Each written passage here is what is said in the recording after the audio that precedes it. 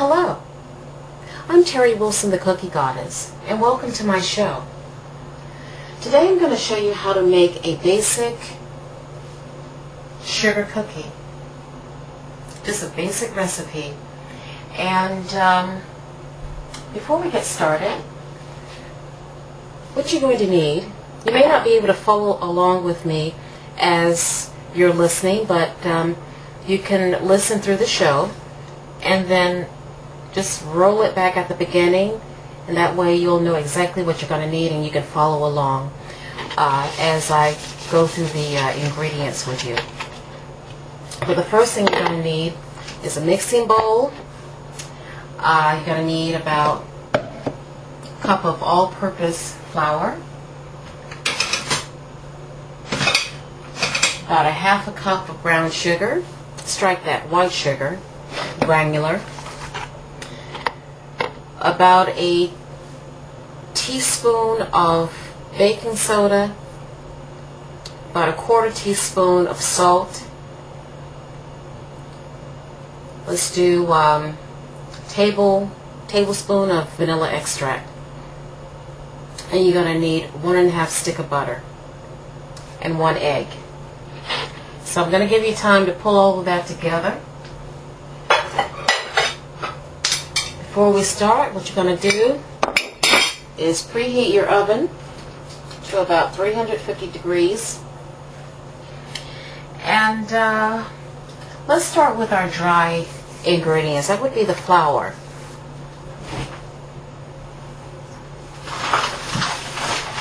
See that?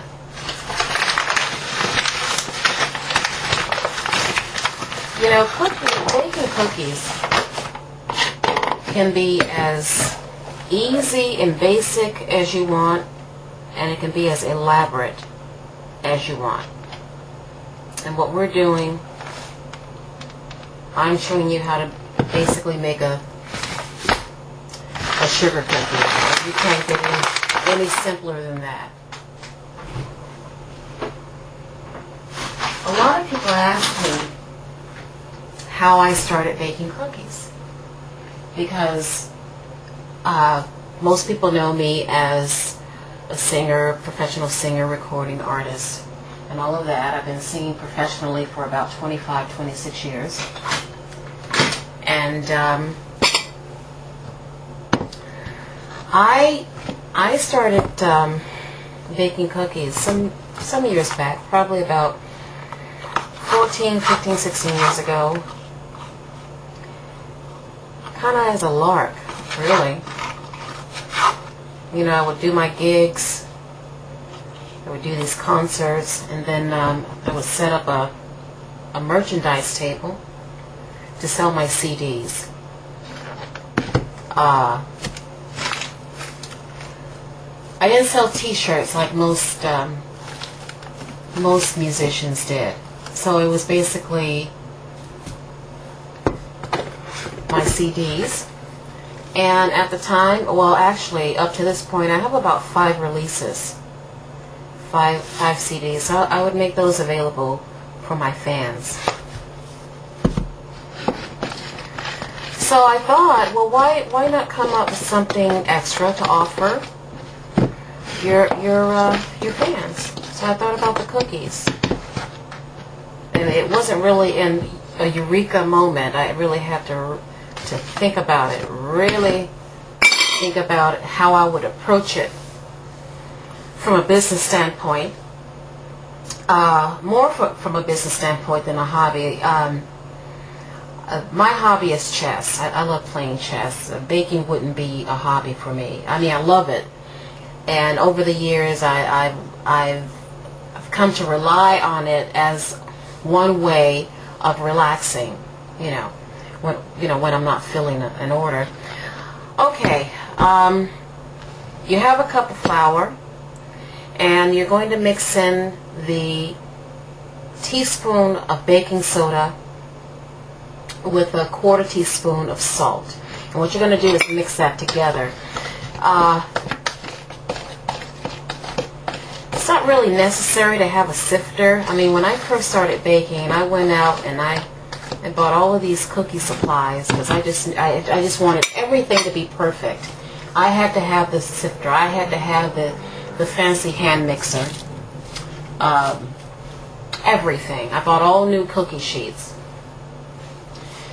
and a few other items. But you know what? What I found, there really isn't much of a difference in sifting your flour and not sifting. The only time that I actually use a sifter for when I'm baking is when I'm doing a chocolate-based cookie, when I'm actually using the chocolate cocoa. Okay, because if you don't sift that through the sifter, what you're going to end up with is a lumpy batter.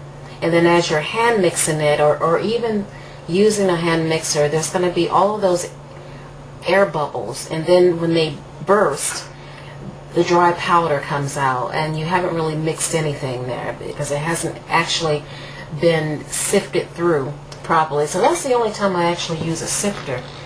But it's not necessary when you're baking other types of cookies. For instance, the sugar cookie that we're about to do right now. Now, the other thing that you ought to know about me as a baker is that I love close contact with my dough. Okay, and when I'm not saying that I mix everything with my hands. I actually use a mixing spoon. So I'm not one of these people that uses a hand mixer. Like I said, at the beginning, I used all of that.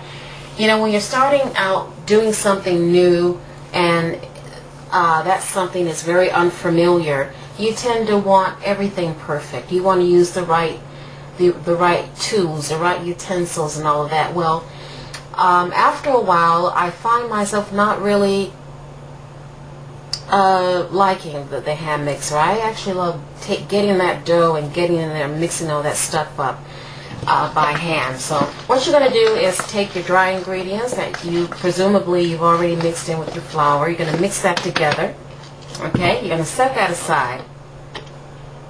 You're going to take your mixing bowl and you should have two mixing bowls. One for the flour that you've already mixed with all the dry ingredients, and then a second bowl where you can actually put in your sugar, your vanilla extract, your eggs, and your butter. So what you're going to do is you're going to measure in about half a cup of sugar, white granular sugar. I don't suggest using the